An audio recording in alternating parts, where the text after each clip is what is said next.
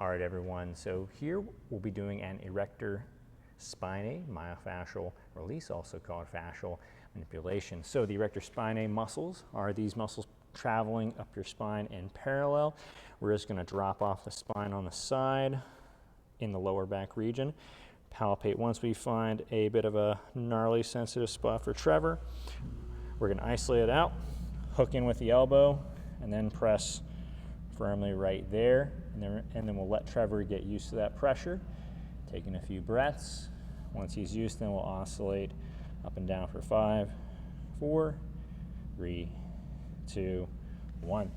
And so this release is really good if you have any kind of chronic lower back pain, and that pain could be isolated to the lower back. It could be going all the way into the upper back and the shoulders and neck. So this release has a lot of use cases.